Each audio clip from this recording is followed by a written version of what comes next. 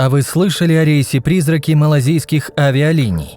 В 2014 году он без следа пропал с нашей планеты. Вокруг него ходит очень много конспирологических теорий. И в этом видео мы с вами подробно разберемся в том, что все-таки произошло с рейсом MH370, какие существуют теории и при чем тут пришельцы. Приятного просмотра!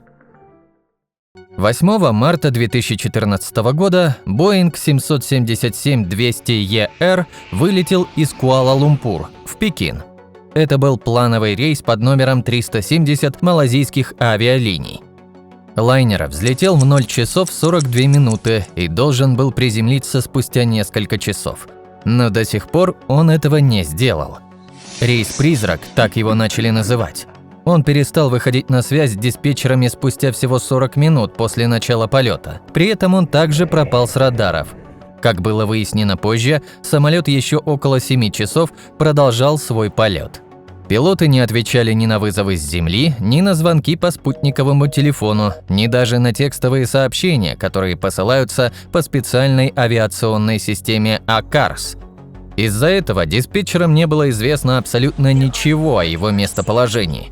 Но самое интересное, что лишь спустя 6 часов пустоты в эфире с рейсом номер 370 они решили объявить код бедствия, что означало, что самолет, скорее всего, потерпел крушение.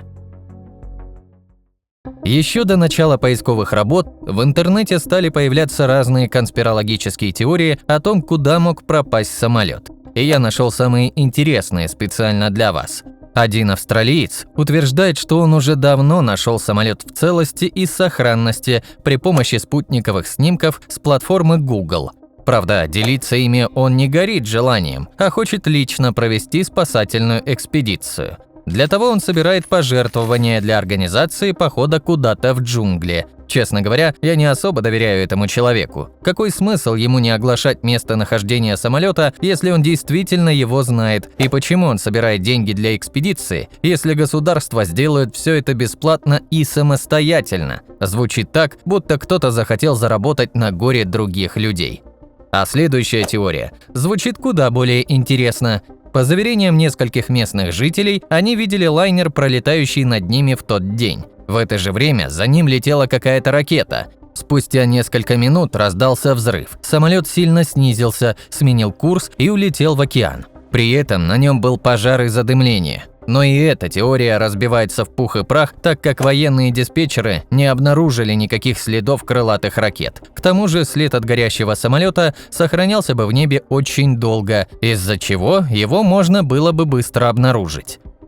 Еще одна теория заговора заключается в том, что на самом деле расследования происшествия никакого не было. В интернете давно идет обсуждение, что всем было известно о том, что все-таки произошло на борту Боинга. Кто-то утверждает, что это была спланированная властями акция по устранению неугодного пассажира, кто-то говорит, что на самом деле правда очень неугодна правительству, из-за чего ее не хотят оглашать. Ну а последние теории еще более странные.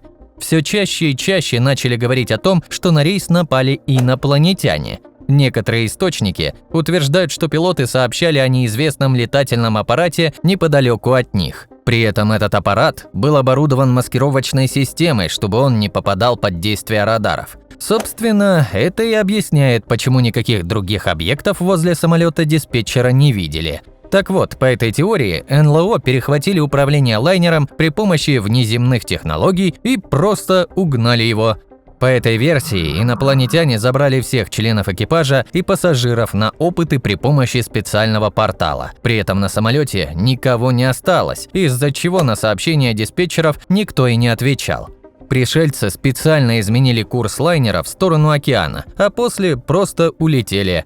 Эта теория звучит как самая настоящая сказка. Утверждать, что инопланетян не существует, я не буду, но вряд ли они похитили самолет. Правда, стоит отдать должное, подобная версия стала бы отличным сценарием для какого-нибудь фильма. Но правда, то, что обнаружили во время поисковых работ, может повергнуть всех в шок. Сразу после того, как диспетчеры доложили о бедственном положении рейса 370 малазийских авиалиний, власти начали организовывать специальную комиссию и экспедицию. Поисково-спасательная операция началась с исследования того места, где самолет в последний раз выходил на связь. Это была акватория Южно-Китайского моря, но там не было обнаружено абсолютно ничего. При этом комиссия обнаружила, что перед исчезновением лайнер совершил поворот в сторону Индийского океана. Собственно, туда и направились спасатели. Сначала они обследовали Малакский пролив, но, ничего там не обнаружив, переместились в Индийский океан у берегов Австралии. Но, к сожалению, и там обнаружить самолет или место крушения не вышло. Тогда, в августе 2014 года, Малайзия и Австралия организовали еще одну операцию. Она продлилась почти 3 года. Исследователи при помощи глубоководных аппаратов изучили южную часть Индийского океана. Правительство надеялось, что так они смогут обнаружить хоть какие-то обломки самолета на дне. Но даже это не помогло. В январе 2017 года программу закрыли. Стоит также отметить, что это была самая дорогая поисково-спасательная операция в мире. Но самое удивительное то, что в 2015 и 2016 годах были случайно обнаружены обломки Боинга, который предположительно и выполнял рейс номер 370. Это просто удивительный факт, так как их нашли примерно в 4000 километрах от предполагаемого места крушения. Как оказалось, обломки дрейфовали с океаническими течениями, пока не были выброшены на берег. При этом тела пассажиров и членов экипажа так и не были найдены. Кто знает, может быть, пришельцы все-таки захватили лайнер. Предварительный отчет был опубликован спустя год после исчезновения самолета 8 марта 2015 года. При этом комиссия опросила 120 человек, изучила личные дела экипажа, проверила техническую документацию лайнера, а также проанализировала перевозимый груз на самолете. Изначально ходило достаточно много теорий о том, что пилоты рейса номер 370 решили совершить самоубийство, прихватив при этом всех пассажиров с собой. Но все подозрения в их отношении у следственной группы отпали, так как они не нашли никаких изменений в поведении членов экипажа прямо перед полетом. Также не было обнаружено никаких фактов, которые могли бы как-либо сподвигнуть пилотов на такой шаг. Самое странное, что и техническое состояние самолета было просто отличным. Его всегда вовремя обслуживали, он соответствовал нормативным требованиям и даже недавно прошел ремонт. В 2012 году лайнер попал в небольшую аварию, но его быстро вернули в строй. Работали над его ремонтом лишь квалифицированные специалисты международного уровня. Единственный недочет, который обнаружил Следственный комитет, заключался в том, что аккумулятор подводного буя, который должен был передавать сигнал бедствия в случае приводнения самолета, вышел из строя еще за год до катастрофы. Эту проблему тогда никто не заметил, хотя если бы ее быстро устранили, возможно, сейчас мы бы знали всю правду о том, что же произошло с рейсом номер 370. Особое внимание было заострено на грузе, который перевозил самолет. В тот день компания Motorola отправила из Куала-Лумпура в Пекин почти 2,5 тонны электронных аксессуаров. При этом на борту также находилось более 200 килограмм литий-ионных аккумуляторов. Также борт перевозил почти 5 тонн фруктов. На самом деле, при случайном стечении обстоятельств, аккумуляторы могли самовоспламениться и стать причиной пожара или даже взрыва. Чтобы такое произошло, грузчики должны были бы нарушить технологию транспортировки и упаковки этого груза. Но таких нарушений не было найдено. Аккумуляторы были плотно закреплены, не подвергались резкому перепаду температур, а также на них никто не воздействовал физически. Также комиссия отметила, что с января по март 2014 года малайзийские авиалинии осуществили 99 таких доставок. При этом никаких проблем не возникало. Перевозимые фрукты также решили изучить, вдруг и они могли взорваться. Следственный комитет проверил качество упаковки товара, а также соблюдение правил перевозки. Оказалось, что и тут никаких нарушений не было. При этом в отчете не указывалось, для чего было проверять фрукты и какая между ними катастрофа и взаимосвязь. Еще один возможный исход, который никто не исключал – теракт или захват самолета. Комиссия также детально изучила личные дела каждого из пассажиров. Следственный комитет не обнаружил никаких подозрительных личностей, кроме 2 людей. 18- и 29-летние иранцы летели на борту по поддельным документам. Интерпол также отметил, что Иран они покинули законно, под своими именами, а уже после этого получали поддельные паспорта на других участках маршрута. На борту самолета также находилась группа из 20 сотрудников американской компании по производству полупроводниковых компонентов, 19 художников из Китая, которые в сопровождении 10 человек возвращались из Малайзии после выставки. Также отмечается, что некоторые из них были очень известны на родине. На борту также находился один русский предприниматель, который возвращался после отпуска. А еще 4 пассажира опоздали на самолет, тем самым они спасли себе жизнь. Под конец 2018 года комиссия, которая изучала причины катастрофы, предоставила готовый отчет на более чем 1500 страниц. Но, как оказалось, в нем так и не было указано, что все-таки произошло с самолетом. За 4 года не было обнаружено место крушения. Непонятно, что произошло и с людьми, которые находились на борту. Но в отчете указано, что имеются неопровержимые доказательства противоправного вмешательства в управление самолетом, из-за чего перестали работать все системы связи лайнера. При этом Боинг развернули вручную с маршрута на юг, после чего он летел еще несколько часов над Индийским океаном в сторону Антарктики. Все это просто не могло произойти из-за технических неполадок, из-за чего следователи сделали выводы, что полет происходил в ручном режиме. О том, кто управлял самолетом, достоверно неизвестно.